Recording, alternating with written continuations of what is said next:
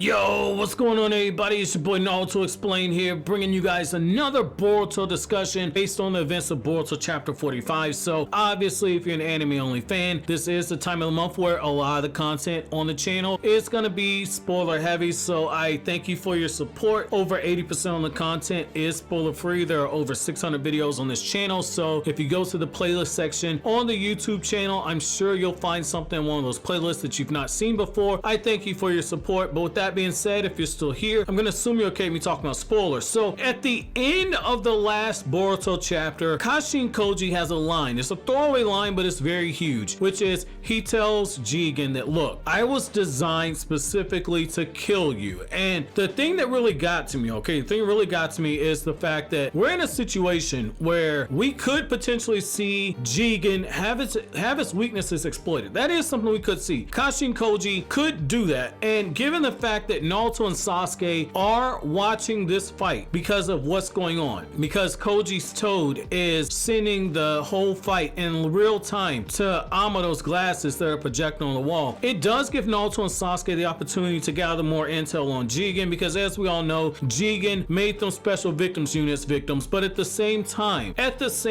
this could be a situation where, as we see Koji push Jigen, I think that we could also see some new maneuver that Jigen has not shown yet, that shows that even when he's at 10% of his power, he's still very much dangerous. Because with a character like that, power isn't the only thing that he has to offer. Yes, he completely overpowered Naruto and Sasuke and did it very easily, and yet at the same time, Jigen showed you in this chapter that he is always thinking several steps ahead. He is a very intelligent fighter. He's a very intelligent person in general, and I think that this could be a situation where we see that Jigen's intellect is just as great as his power, and he's able to turn the tide on Kashin Koji. And while I would be against Koji being killed off by Jigen, I do think that it could be something that's used for serving the greater purpose of raising the threat of Jigen. Because the thing with Amado, the big thing that he has is that he's been able to act in the way that he does because he and Koji have been working in tandem, and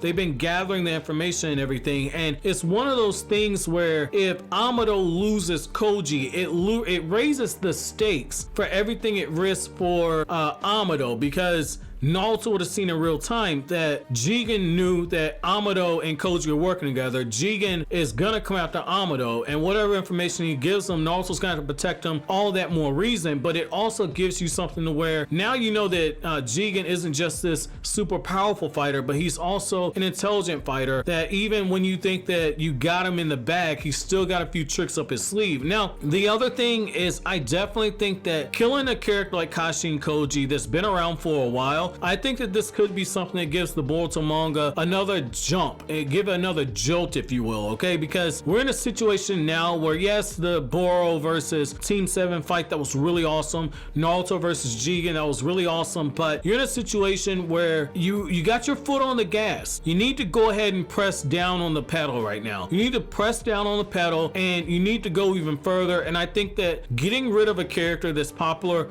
like Kashin Koji is something that can work. Because I can take you back to my time as a Naruto fan. I remember 2008, I believe. It's either 2008 or 2009. I want to say it's 2009 though. But during that time period, Kishimoto was just killing people left and right. Just when we felt like the stakes couldn't get any higher, just when we felt like the series was getting to a point where it was going to level off, Kishimoto just started plucking dudes off. You had the Akatsuki members, and some of the Akatsuki members started going down. But once you got to around that 2007, 2008, 2009 range, all of a sudden, Jiraiya's dead. Kakashi dies during the pain arc. Hinata looks like she's dead. We didn't know at the time that Hinata was alive, but a lot of people were just completely infuriated because it looked like everyone that we cared about was being killed off. Shizune looked like she was dead. The Hidden Leaf Village was blown up. A lot of things were happening back to back to back, and it seemed like we would get a few chapters where it looked like we had a sigh of relief, and then Kishimoto just put his foot back down on the gas again, raised the stakes to show tells you no character is safe. I think that in the Boruto series right now, we need to see that element of a character not being safe. And I think that Kashin Koji is a safe way for that to happen, because we hadn't really seen stakes like that on the side of the good guys. We know that Kashin Koji is a double agent, if you will. He's giving information to Amado. He's pretending to be a member of Car. You even have Boruto say that's the guy that tried to kill us, and yet at the same time we know that he's got an attachment to Konoha, and this would be a great way after he's actually passed on for Amado to start revealing what his connection to Konoha is. It'd be a really good segue into giving us more about the mystery that is Kashin Koji. Having Amado right there in that situation where he's with the Hokage and he clearly has that relationship with Kashin Koji, it gives you the opportunity to make that very smooth transition to where if you mess around and end up getting 2 or 3 chapters about the backstory of Kashin Koji, now it makes sense. But